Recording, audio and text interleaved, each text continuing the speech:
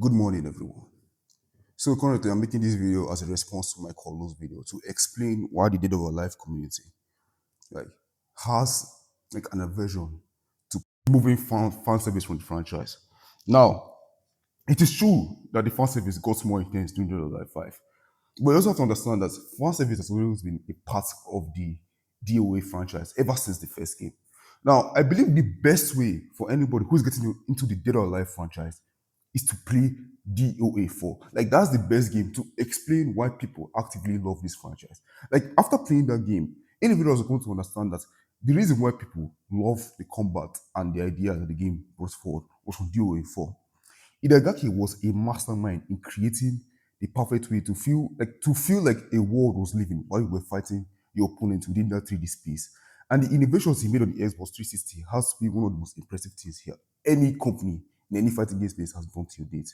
Now, DOA 5 came out, and that was when Itagaki left. But DOA instantly just started collabing, decided like bringing in different franchises into their IP. So many fans that were not around during the OG games came in during that period, and DOA was collabing with different franchises. Bro, if you go through most of the costumes within the Dead or Alive 5, like within the Dead or Alive, the 5 game recently, if you see most of the costumes there, they are from different franchises. And most of those franchises people that came from those places, they came into that game and then discovered an insane world of like the most impressive fighting game till date. Like the game was like one of the best and mechanically deep games anyone could play during that period. And the fact that they collabed with many franchises that also appealed to like the concept of fan service. There was like the collab with Sonorakagura, they collabed with Blaze Blue, they also collabed with Attack on Titan, which people seem to forget about us. But they also collabed with like similar franchises that are a little bit smaller that nobody knows out there. But they appeal to, the fan service, they appeal to young boys, they appeal to the young men that, have their drive and stuff. So on gathering those millions of people together, they managed to create a game which was boosted up by casuals of the DOA franchise. But Dead or Alive 5, as much as anybody wants to claim, oh, the game is one of the best selling DOA games of all time. And people see that success comes from the fan service, the collabs, people bringing it into the game. And people be like, oh yeah, but all this fan service stuff, who really cares about that? Who like yeah, I mean yes, as well being part of the franchise, but who really needs that when your game is this good? The mechanics are this deep. But you have to understand that this game was boosted heavily by the casuals. And the casuals really love the IP and the fan service the IP brings. Now, the fighting game side of the fan base, they don't really care about the sexiness or the fan service that much. Most people that I know that got into Dead or Alive was because of Ninja Gaiden, and they saw Ryu was in the game and they were like, "Oh my god, Ryu is in this game." Nobody told me about that. I'm in the franchise now, so people they have like a level of aversion to removing the fan service because of what happened with DOA 6, and this is where the reason comes in now. Now, the DOA 6 incident was where the infamous advertisements where they brought the women out on stage and they were just like, and people were like confused, like, no, no, no, no. They were posing from evil to advertise a game. And one thing about the DOA community, but upon seeing how the reaction to the game, like people were saying that this game is too, it's for humbling people, they are insane people. Like people that play this game, they are not intelligent, they are clearly worthless people that are just here for fan service and stuff. That's like, made people hate the FGC or the evil community because of how they rejected the DOA game. Now, if people took out their time to play the game, they will say the game is actually a mechanically deep game with a lot of interesting combat mechanics and stuff. But nobody will enter into the game that much because of the fan service is off-putting to most people. And because of that, people wouldn't, take their time to play the game. So upon, the reaction that occurred from that evil incident, DOA got extremely repressed. But if you can see it from the cover art, the cover art of DOA 5 and the cover art of DOA 6 are extremely different cover arts. You can see where they were appealing to, like, she's more damaged, she's more brutal, she looks like she's more serious. Like, they're trying to take the FGC serious. And the fans that came during DOA 5, upon seeing that, the franchise trying to live away from, like, yo, you called me here, you showed me that, you care about me, you showed me that you have introduced all these franchises I like. And I'm not trying to like hide them away. No, no, no, no. See. We're actually serious games. We're actually impressive games. No, no, don't move away from us.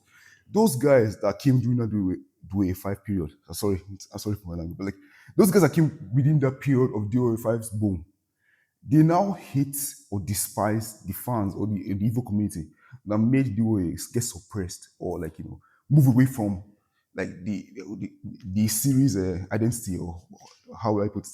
The series fan service roots or whatever. Who cares? But that's how they see it, and because of that, they hate the FGC with a seething like hatred. Like the hatred is not even normal at this point. They despise them. Why? Because they believe that because of what happened during that IFO period, it caused the DOA franchise to just get scared, get more complacent, don't even pay attention. They're trying to appeal to the IFO community. They're not even doing that. They're not even bringing back the good mechanics from the older games. They're just doing some stupid thing, trying to appeal to a broader audience and stuff like that. And people and the former community hates that badly. Now, the guys that are fans of the fighting games, they don't really care that much. Even me, I'm a big fan of I enjoy the fan service, I enjoy the game. I actually think the games are one of the most mechanically deep, most complex fighting games out there. The rock paper scissors system is still one of the best systems in any game I've seen till date. But nobody else will get to experience that because they see the game as a going slop. Who really cares about the game? It's just some trash. Now, the best way to solve a situation like this, bar, is to allow the streamer mode. Now, in your video, there was a guy that was like, "Oh, I hate the streamer mode." They despise that streamer mode content. Sensory stuff in the game. Now, the reason why that guy is coming towards you with that much visual and hate is because they see streamer mode as trying to appeal to the FGC, trying to hide, the bastards of DOA. The people that are currently in DOA wish, like they as they are now, they want the game to continue to uphold its values. Uphold that, if you're going to get into this game, you have to accept it as the way it is. We're not changing this for you. We don't want to let any of you bastards come in here and ruin the game for us. Because they see the streamer mode as a mining canary. They see that's something that will keep on tearing away the identity of the game that they came for during Gateway 5. And they don't want that because they finally found a game that they really enjoy, that really appeals to them, and they can't like move back because they see other franchises. They see a Street Fighter with their own interesting characters. They see Tekken with their own interesting, and they're like, bro, these characters clearly some characters have fan service in them. Why can't our own franchise that is also predicated on stuff like this? Like according to them, they see themselves as the guys that create the franchise because to an extent, yeah, the characters did like they were the ones that bought all the games. Like, yeah, they were like the first four games, but they didn't sell as much as the way 5 sold. Like, they were selling so well that they managed to make 3 different versions of the game. Now, people will be like, what's the best way to pronounce this thing? I believe the best way to solve an issue like this, man, is to allow the streamer mode to exist. Now, some people say that as bad. People say like, oh, I'm appealing to the FGC, but no.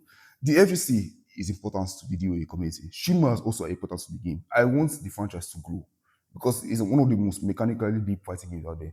And if they can bring about the combat of the DOA 5 and improve it in the DOA 7, it will be a good for the franchise as a whole. Now, I also don't want them to censor the game. I also want them to follow like whatever the director feels like is the path best way for the series to go forward. Now they can't go out and just as the way they did in DOA 5. They have to tone it down, like just take your time to at least be logical on how you do your stuff because you don't want too many eyes on you trying to drag down the franchise from you. And you don't want you want people that come into the franchise and don't get scared. Because people right now they're scared of fan service and stuff. And I can't blame them, sure.